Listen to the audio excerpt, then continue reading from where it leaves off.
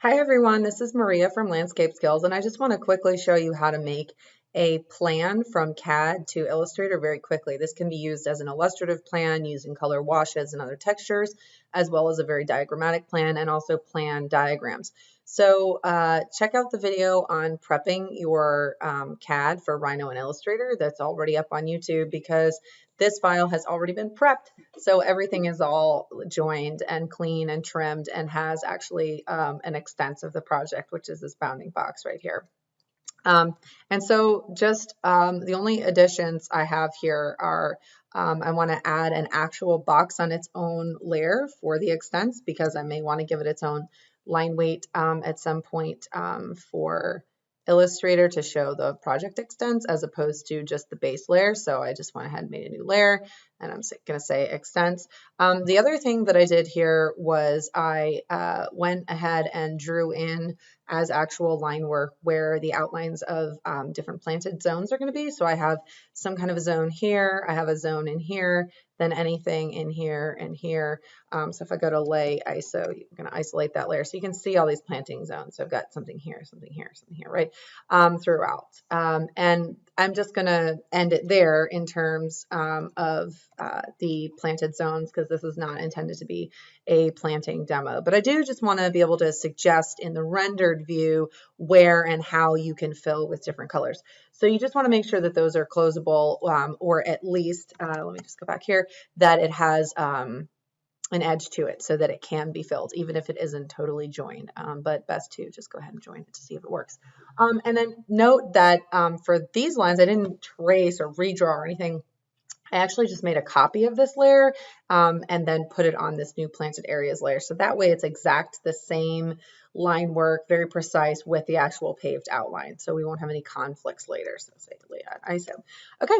And then also let me just double check here the colors. I'm going to actually switch the planted areas to a different color so that they show up in Illustrator because if it's white, it may not. Okay, so then you're going to do File, Save As, and you want to save it as a 2010 version. If you save it as any other version, it is going to actually flatten all the layers and they'll come in all on the exact same layer, and that will be counterproductive for your Illustrator. So if that does happen, if you're having trouble or if you'd prefer, you can set up a sheet in Paperspace and then turn on and off each layer, export as a PDF, and then open them in Illustrator and then actually compile with copy, paste, and place each layer, or just this file open works of the 2010. So as you can tell just by me describing that, this is a lot faster. So 2010.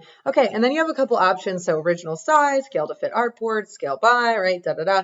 I'm just going to say scale to fit artboard because I want the line work to actually fit on an artboard and not have an entire model space. Who knows if I have one little tiny line out in the middle of nowhere. So here it is. And then I'll turn on my layers and I can see they came in great. All separated out just like my AutoCAD.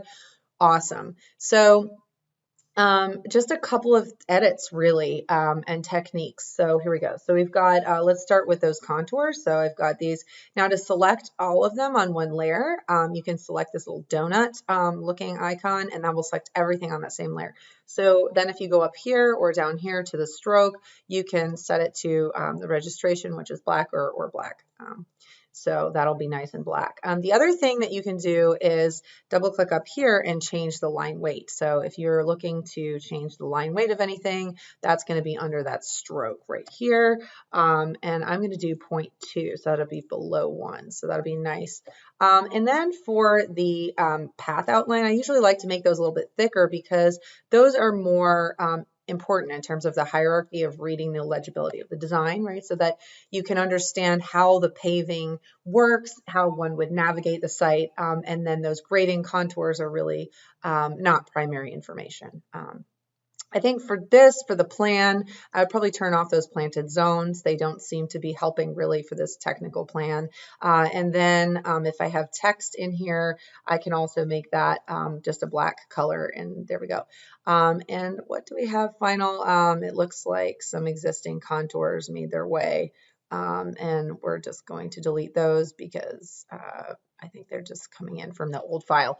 Okay, so that is a nice, just basic overview of the technical plan. So you could use that as your grading plan or a technical plan, and just do file, save as, and you could save it as a PDF. Or you can do, to get it to be a JPEG, you could say file export, export as, and that's where you'll find that JPEG option and a bunch of others. You could also do PNG if you don't want to have all that white. So that really sums up kind of the technical plan part. But then if you wanted to have some more colors or some other options, I'm just going to turn these off for a moment. So let's say we wanted to get those planted areas to have a different wash of colors, each of them. So what you can do is select all of them and then go to Object, Live Paint, Make. And what that's going to do is it's going to make it so that if any of those were not totally closed, that you are able to fill within that zone. And then you want to go over, hold down that little arrow on the Shape Builder tool, select the Live Paint bucket, and then you're going to pick a color and you can just dump bucket. So if you wanted to do different colors, for example, like a lighter wash maybe for this zone and a darker one, maybe you have some kind of coastal forest over here, I don't know. Then you just double click on whatever that fill is, and do that. And then to just get out of there, you just click somewhere else. Oh, I forgot one. We have one more. You can also do the stroke as well. So it can have a stroke and it can have a fill. So that's how you would do that. So that could be a nice little planting diagram. And then if you did want to put the paving on top of it, for example, you just need to drag that layer.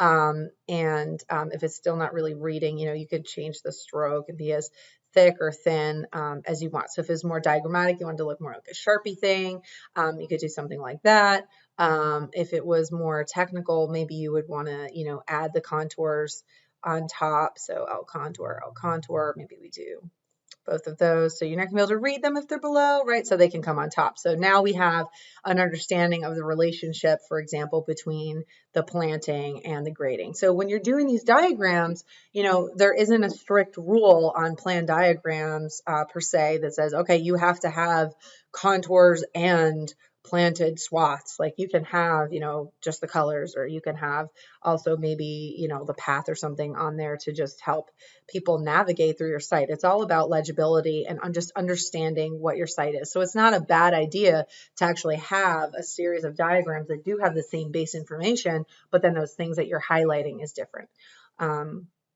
Yeah, and then also with the path, maybe you want to have a diagram that's just circulation. So maybe you don't want to have the planted area. So you could do something like this. So for this one, I'm actually going to copy. I'm going to say copy, and I'm going to make a new layer and do paste in place. That way, I still have a layer with just those outlines. But what I'm going to do for this one is select everything, which is you can either drag over that or hit the little donut here, and then say object, Live Paint, Make. And so I'm going to use the same technique. So if you notice, if I just twist this little arrow to fill the stroke and fill, so switch the fill and stroke. So it's no longer just a stroke, it actually has a fill. It fills the entire thing in. And that's problematic because some of these zones are actually planted and they're not paved. So that is really why we're doing individually this way. So that's why you do the paint bucket of the different zones and why you want those outlines to be on their own. So live paint bucket, black, okay. And then we'll do something like that. Okay, so now if you wanted to show a diagram that was just circulation, right? So you could do something like this, and that would be really clear. And then again, maybe some background information if you want that. Maybe you want to add a little text, I don't know. So that would help suffice for that kind of thing. And then if you did have different zones of paving or a paving design, this would be a great time to also do different options or settings and opacities, things like that. You could select, maybe all the path, for example. This is all my circulation. You could turn the opacity down for the whole thing, right?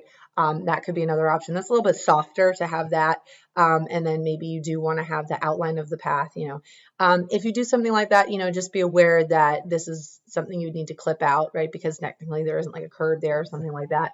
And again, if you wanted to have a distinction between different colors of different zones, you just need that line work. So just make sure that the AutoCAD line work is really clean coming in. If not, there's a lot of things that you can edit, using tools in Illustrator, but I just find it easiest to have already built it in AutoCAD, because then you can also use it with other software programs like Rhino and do all sorts of things like that.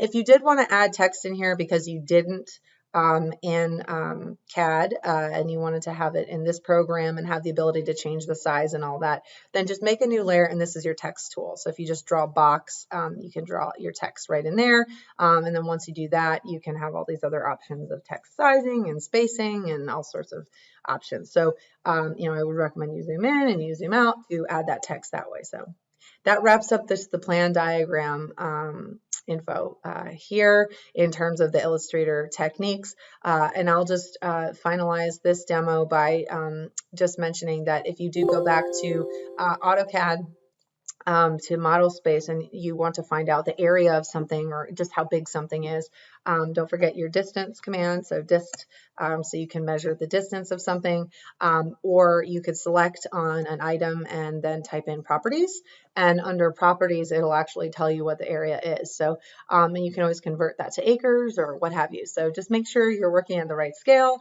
and then those are kinds of numbers that you can use to quantify and add to a plan or a series of diagrams. So thanks.